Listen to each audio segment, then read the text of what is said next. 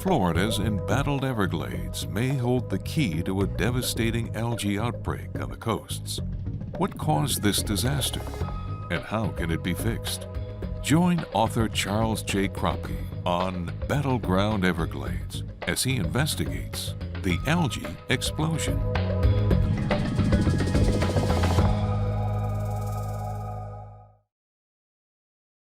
Major funding for this program is provided by Eleanor Goldstein, Interactive Learning and Technology, LLC. Additional funding provided by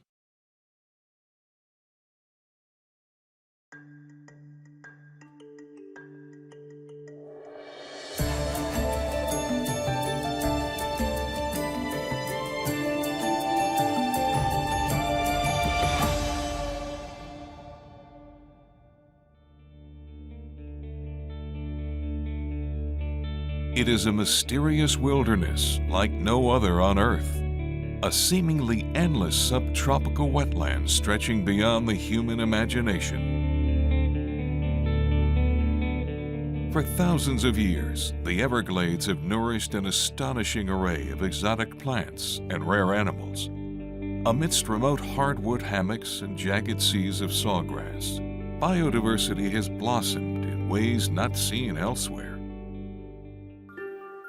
Now, a toxic mix of man and nature has created a different, dangerous bloom, threatening vital upstream waters, critical to the Everglades' survival. The liquid heart of the Florida Everglades, Lake Okeechobee, a 730 square mile body of water, has affected what has happened in the Glades for decades now. It's at the center of a raging controversy over algae blooms and how they're affecting the coastal communities of Florida. July 2nd, 2016, NASA's Landsat 8 satellite captures startling photos as it orbits over South Florida. Far below, an enormous 33-mile-wide algae bloom has exploded in Lake Okeechobee. Within it lay the seeds of an ecological disaster on Florida's east and west coasts. Here's how it works. During this time of year, Florida summer storms flood the Kissimmee River Basin, picking up lots of fertilizer and water, and then all that water goes right into Lake Okeechobee. That water is nutrient-rich, it's hot, it's stagnant, and the sun beats down, causing the algae to form. When the water levels get too high, it's released into canals. Man-made canals were never part of nature's plan here. But the destruction of Florida's once intricate web of lakes, rivers, and wetlands has wrought irrevocable damage. Once, the Florida Everglades sprawled over 11,000 square miles of southern Florida, naturally cleansing the water as it moved south. But within 1 century, mankind's footprint has reduced it by half. In its pristine state, the Everglades water system began hundreds of miles north, near Orlando. This liquid lifeblood spread across the Kissimmee River floodplains, spilling over the southern rim of Lake Okeechobee and reaching Florida Bay. Today, nature's ancient pattern bends to the will of people. Water polluted by upstream cattle farms and development pours rapidly into Lake Okeechobee, now encircled with a 30-foot-high dike. Decades of agriculture south of the lake added more contamination. When the lake becomes too full, water is diverted east and west to avoid flooding towns and farmland. Since 2000, the comprehensive Everglades Restoration Plan has worked to restore some of the historic southward flow of water. It's the world's largest ecosystem restoration project, costing more than $13 billion and stretching over 40-plus years. But trying to undo mankind's vast replumbing of the Everglades has not happened fast enough to prevent disasters like the enormous algae outbreak. In 2016, a surprisingly rainy winter forced officials to lower water levels in Lake Okeechobee as a precaution. Water tainted with algae was sent rushing through the St. Lucie and Caloosahatchee rivers. While controversy raged over cause and effect, fragile coastal waterways were soon overwhelmed by thick, foul-smelling algae. The result was devastating for both people and the environment. I mean, the smell is just horrendous. I think what it did was give me a platform to make my case. State Senator Joe Negron represented the hardest-hit areas on Florida's East Coast. Well, it was just an environmental disaster. I mean, this community is built on the water. The water is really the lifeblood of our town. And to see what happened strictly due to man-made decisions was something that our entire community rose up against, and we realized we had to come up with a long-term solution. Not only is this a beautiful area as far as the environment, there are thousands of men and women who make their living related to the water. You know, no one can justify water pouring out of a lake and poisoning a beautiful river and estuaries in the ocean. Senator Negron estimates hundreds of millions of dollars were lost in property values and business activities throughout Florida. But much more was at stake than severe damage to local economies.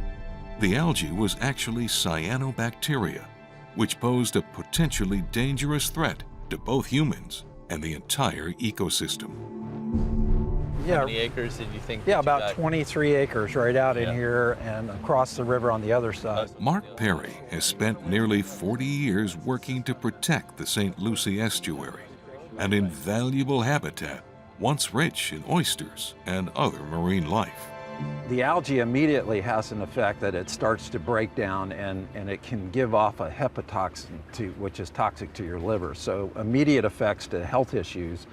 For human interaction, immediately we're closed off for any contact to those waters. But the long-term effects and the effects to the wildlife and the fish and the habitats were immediately seen because of the fresh water itself has this devastating effect to the oysteries. Oysters like a mixture of salt and fresh water, and when they have too much fresh water for too long a period of time, they begin to die off. So we literally lost about 40 to 50% of our living oyster reefs here. And then outward and outside of the estuary, the seagrasses that live and flower and seed underwater were also affected by the low salinities of that freshwater discharge. With economic losses and health concerns mounting, Florida's governor declared a state of emergency in 4 counties, spanning both east and west coasts. Florida Senator Joe Negron helped initiate a proposal to buy land for a storage reservoir south of Lake Okeechobee, instead of releasing excess water to the coasts. The proposed legislation launched a fierce political battle. Powerful agricultural interests feared the farmlands and towns south of Lake Okeechobee would be threatened. Environmentalists, citing the long-term Everglades Restoration Plan, wanted the largest possible reservoir using privately owned farmland if needed. Both sides asked the same basic questions. Why did the algae outbreak explode? And who was to blame? Dr. Paul Gray has studied Lake Okeechobee for 30 years. And again, you know, the phosphorus goal for lake was set based on trying to prevent cyanobacteria blooms. He says while some algae is normal, the increasing use of fertilizers loaded with nutrient pollution is a big factor in creating mega blooms. And those fertilizers have many sources. The fertilizers, the nitrogen and phosphorus, they come from all of us. Most of the fertilizer that gets into this lake right now is from agriculture. There's a whole bunch of farms and ranches and things upstream, and we've been mucking around the watershed for 100 years, and we put out a lot of stuff. It's not all just farms, though. It's also from cities. It's also from human solid waste. People like to say, well, it's the farmers, and people like to say, no, it's the cities, but it's all of us as people, and we just need to manage our nutrients better and keep them out of our waterways. Dr. Gray says Floridians face a stark choice. Either invest in better water pollution management, or expect algae blooms to continue. If we don't fix this, it's just going to get worse and worse because we keep fertilizing, we keep doing all this stuff. And, You know, no one in Florida wants this to be our life, and certainly we don't want it to be our future. So I think the big thing is we're just going to have to suck it up and spend some money and fix it. And if we don't fix it, we're ruining our own economy. And we're ruining this paradise of a place that we live in. Florida is not alone in facing the enormous implications of toxic algae blooms. Dr. Gray says polluted water from farms and people has created serious consequences worldwide. So Okeechobee's algae blooms are not unique in the country. And as we heard, Lake Erie and Toledo and other places have had very big algae blooms. And quite frankly, it's not an Okeechobee problem. It's not just an American problem. This is happening around the world. As we do modern agriculture and we fertilize, and as we get more and more people and our waste streams get bigger and bigger, we're polluting waterways all around the world. And I think the human race is starting to come to grips with that, because if you have water that you can't touch, if you have water that you can't drink, then what have you done? What needs to be addressed on a national or even global level to stop these algae outbreaks? To stop algae blooms from occurring all around the world, you have to do pretty much the same thing everywhere. We've got to design agri-systems that recycle water, recycle nutrients, don't let the nutrients get off the property, don't let them get into our lakes. It needs to be the new revolution in farming, is how we contain nutrients. There's a lot of tourism going on around the 4th of July weekend, and the waters were shut down. While experts agree that fertilizer nutrients feed algae blooms, Dr. Brian LaPointe's research focuses on another element. As a leading marine research scientist, he has tracked and studied algae problems in estuaries for decades. According to Dr. LaPointe, when algae-laced water is released from Lake Okeechobee, it travels down the south fork of the St. Lucie River into the delicate estuary. Here, it mixes with even more nutrient-laden water from the north fork of the St. Lucie River. His data indicates additional human factors here make a bad situation even worse. Another big problem we're having in the St. Lucie estuary is fecal coliform, okay? These are bacteria associated with human wastewater, and the waters in both the North Fork and the South Fork are impaired for fecal coliform, as well as nutrients like nitrogen and phosphorus. Lake Okeechobee water is not impaired for fecal coliform. So to really understand that, the source of the fecal coliform, we have to go to the coast. Let's go.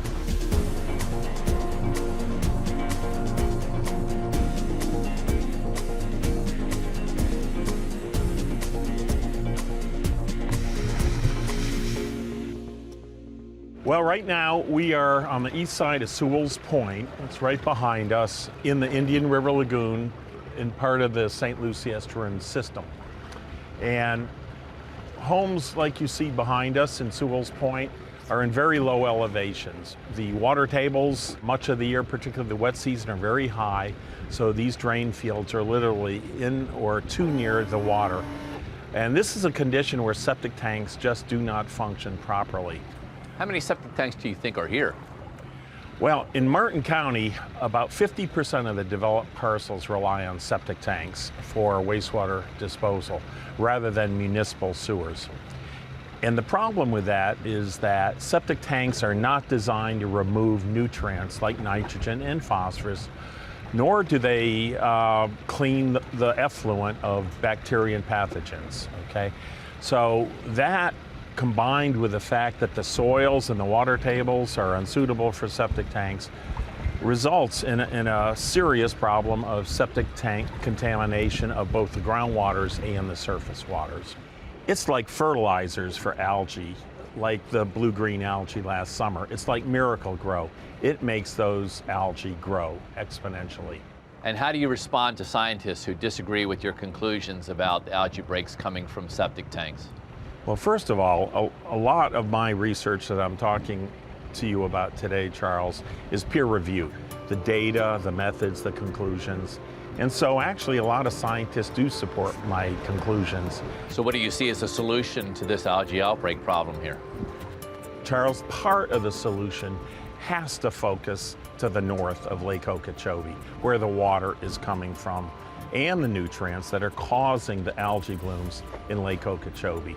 We need to store the water and clean it as close to the source of that water as possible. By doing so, we will protect both Lake Okeechobee from algae blooms, as well as the Caloosahatchee and the St. Lucie estuary and the downstream Everglades and Florida Bay system. But we also have to clean up the sewage problems in the St. Lucie estuary and the entirety of the Indian River Lagoon.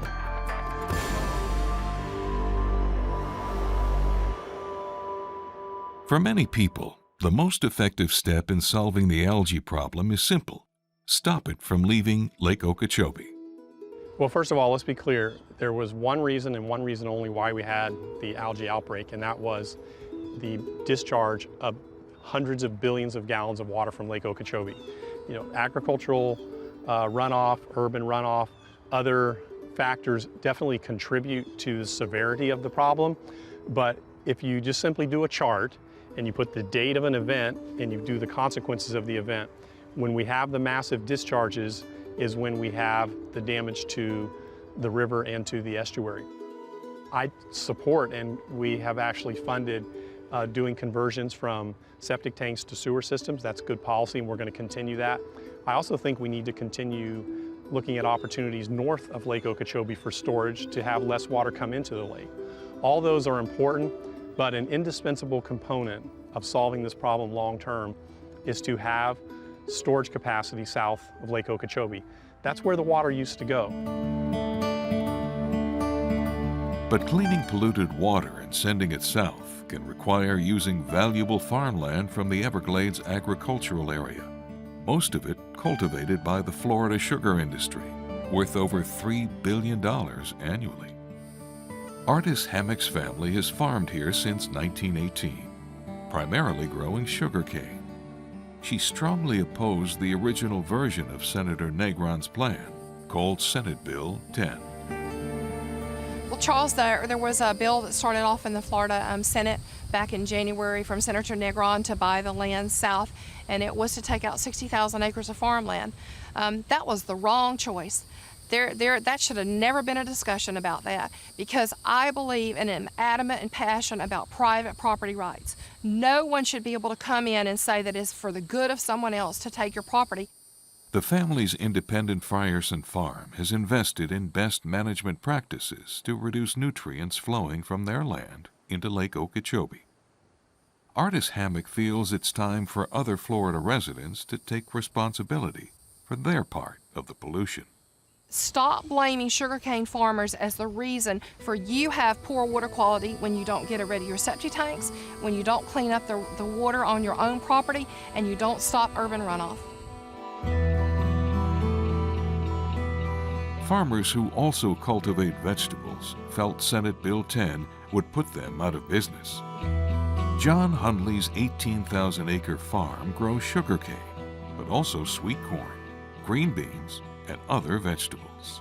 The land SB 10 would have affected us in a huge way. We would have lost over 50% of all of our farmland, effectively putting us out of business. It would have really hurt the vegetable farmers much more than the sugarcane farmers. And had that taken place, what would that have meant for your family and the community as a whole? Well, we would have probably put the rest of our farmland up for sale, because we just got through, along with a few other growers, spending in excess of $20 million on a brand new vegetable packing house. And we would not have had enough volume to put through it to pay for it. So basically our family would have shut down farming after, more than 82 years. Agricultural interests lobbied intensely against the original draft of SB 10, which proposed buying farmland from willing sellers. In a hard-fought compromise, the bill was substantially revised. Instead, a deeper reservoir would be built on smaller amounts of land already owned by the state and the South Florida Water Management District. The reservoir would hold less water than first planned, but environmentalists felt it was a good start. Some farmers thought otherwise. Well, I just hope it ends right there. I don't think there needs to be any more land out of production. It's that important. Land is a very, very precious resource to be able to grow food. I think all of us like to eat, and quite frankly, I think it's a matter of national security that we're able to feed ourselves.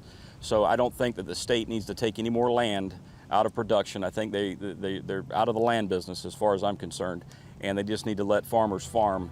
We've already contributed hundreds of millions of dollars to Everglades restoration over the past 20-something years, and we've already given up over 100,000 acres of land. So we've done our part. We've been part of the solution. It's time to somebody else to step at the plate and take a few swings. Sending water south also worries Miccosukee tribal members living on one of 4 state reservations. The Miccosukee escaped to these tree islands deep in the Everglades during the Florida Indian Wars of the 1880s. Most of our living was getting near these little high pieces of ground out here to find wildlife itself to make your living. Brimming with wildlife and plants used for traditional medicines, the Miccosukee tree islands are considered sacred. But in the past, excess rainwater was sent to this area with devastating results. We had water that was over the island probably about almost a foot high over, and it stayed in about 4 months. And it did it again the next year. So in 1995, we had another flooding. That also, what happened was white-tailed deer that we had out here, they estimate about 85% of them died. To avoid damaging tree islands in the future, Everglades experts say man-made levees and other structures will need removing to ensure proper water flow heading south. Long before the landmark Everglades Restoration Plan was signed in 2000, environmentalists had argued for sending clean water south. The 2016 algae outbreaks were just the latest rallying cry. Native Floridian Maggie Herchala has been at the front lines of that effort. You need to be part of it. You can make a difference. She spent decades fighting for Everglades restoration, garnering dozens of prestigious awards while becoming a legendary environmental icon. But it also proves that you can't stop. From her home on the Indian River Lagoon, she recalls how her lifelong love for the Everglades began as a small child, camping with her family. What inspired you to want to restore the Everglades? I think it was the awe and the wonder and the beauty of it all. We camped out a lot, and I've seen sunrises, I've seen thunderstorms, I've seen just really beautiful places, and I felt like I owed it to it. So where are we going? There's a little beach further up here. I think you'll like it. We can pull the boats up and look around there.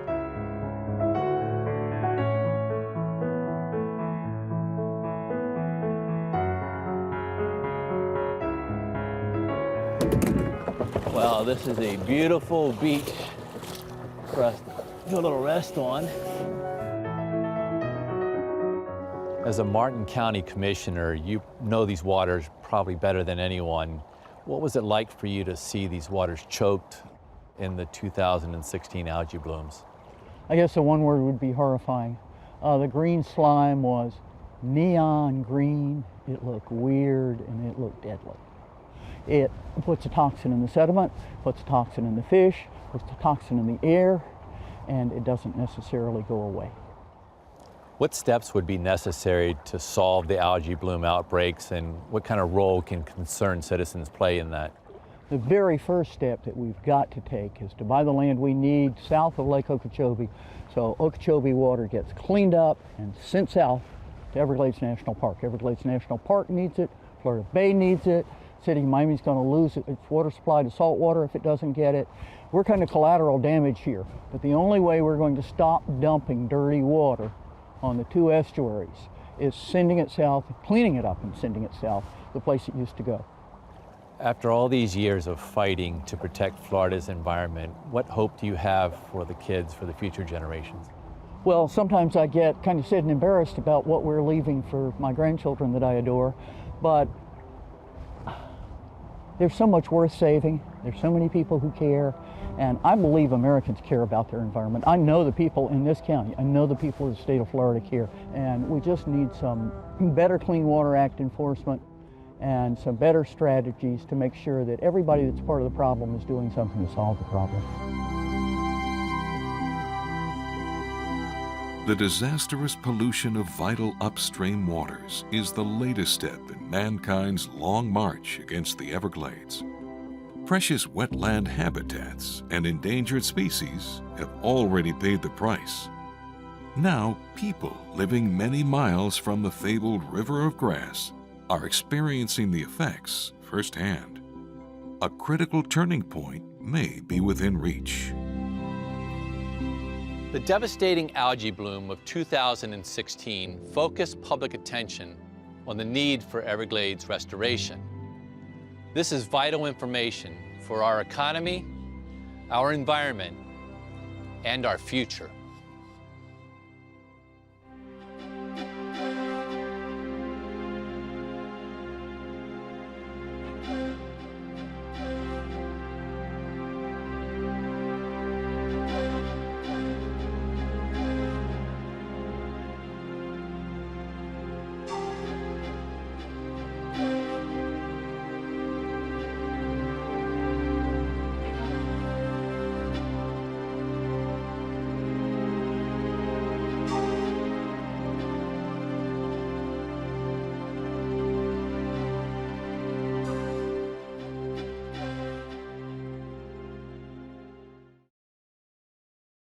Major funding for this program is provided by Eleanor Goldstein, Interactive Learning and Technology, LLC.